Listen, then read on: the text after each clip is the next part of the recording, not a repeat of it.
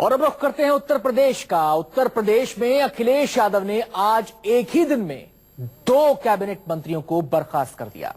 इनमें यूपी के खनन मंत्री गायत्री प्रजापति को 1 लाख करोड़ के खनन घोटाले के आरोप में बर्खास्त किया गया है, जबकि पंचायती राज मंत्री राजकिशोर सिंह को भ्रष्टाचार और दबंगई के आरोपों की वजह से मंत्री पद से हटाया गया। एक ही दिन में 2 मंत्रियों की छुट्टी कर अखिलेश यादव ने अपनी कैबिनेट में साफ सफाई के संकेत दे दिए हैं। दूसरी तरफ यह चर्चा है कि शिवपाल यादव की मांग पर अब अखिलेश सरकार ने कार्रवाई शुरू कर दी है। वैसे तो यूपी में भ्रष्टाचार के आरोपी मंत्रियों के खिलाफ आवाज पहले से उठती आ रही है। कई बार शिवपाल यादव ने ऐसे मंत्रियों के खिलाफ शिकायत भी की थी, लेकिन आज की कार्रवाई को लेकर एक दिलचस्प खबर है।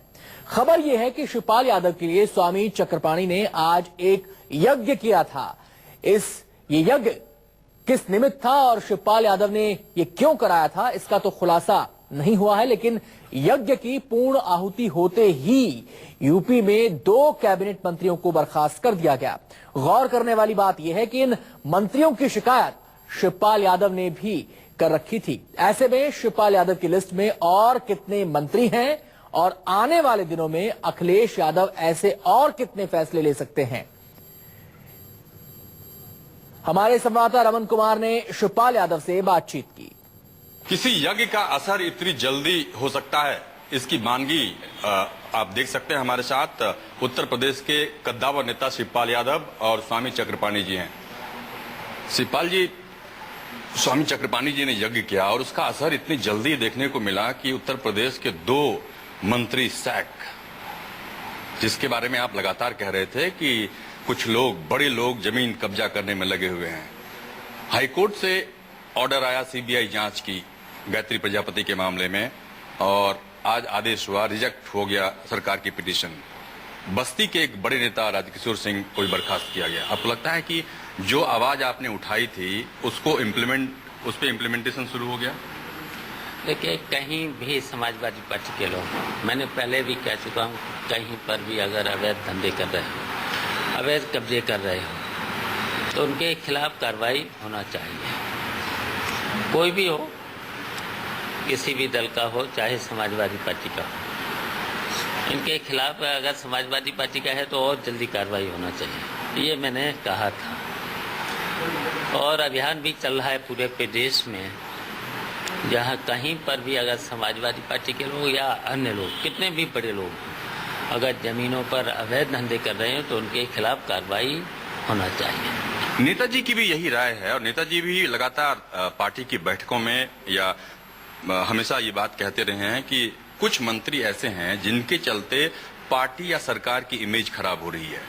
आपको लगता है कि जो कार्रवाई अभी हुई सरकार की तरफ से, ये कार्रवाई काफी पहले हो जानी चाहिए, क्योंकि नाम सबको पता है कि किनकी तरफ से गड़बड़ी हो रही है और किसके चलते पार्टी की छवि या सरकार की छवि खराब हो रही है?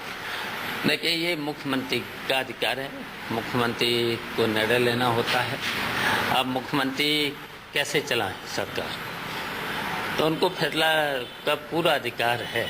पिछले दिनों आप जो भी पार्टी या सरकार की कार्यशैली से आप आहत जरूर हुए, क्योंकि हमने देखा है कि आप मुलायम सिंह यादव के साथ लंबे समय तक आपने पार्टी को खड़ा किया। पार्टी का एक कार्यकर्ता आपके साथ जुड़ा हुआ है। मुलायम सिंह जी ने खुद माना कि अगर शिवपाल अलग हो जाएंगे तो 50% लोग भाग जाएंगे। ऐसी परिस्थिति पैदा हुई कि शिवपाल यादव को कहना पड़ा कि मैं इस्तीफा देता हूं। 2 बार आपने इस्तीफा देने की धमकी क्या दी? इस्तीफा आपने दे दिया था, वो मुलायम सिंह यादव के हस्तक्षेप के बाद हुआ। तो उत्तर प्रदेश में इतना बड़ा सेक्रीफाइस पार्टी के लिए आपने किया, ऐसी परिस्थिति का निर्माण क्यों हुआ? देखिए, अब कहीं न कहीं कभी अगर गलत काम सामने होता है, उस पर अधिकारी अगर ठीक से कार्रवाई नहीं करता है तो, लेकिन फिर बातचीत होने के बाद और अब कार्रवाई भी हो रही है, 1 महीने का अभियान भी चल रहा है। कहीं पर भी अगर कोई कब्जा कर रहा है, अगर कोई अवैध धंधे कर रहा है, उस पर कार्रवाई हो गई है शुरू। और फिर मैंने ये भी तो कहा है कि नेताजी का इशारा ही मेरे लिए संदेश है। अभी ऐसे कितने मंत्री होंगे जिस पे कार्रवाई होगी? एग्जैक्ट नहीं, रफ फिगर बता दीजिए। अब वो मुख्यमंत्री उस पर निर्णय लेना है। मुख्यमंत्री तो निर्णय लेंगे, लेकिन कुछ तो आपने लिस्ट दी होगी। जैसे पहले 2 पे कार्रवाई हो नहीं, मैंने कोई लिस्ट नहीं दी। 1 दर्जन मैंने कोई लिस्ट नहीं दी, कोई सूची नहीं दी। हम तो दिल्ली में हैं, कार्रवाई लखनऊ में हो रही है।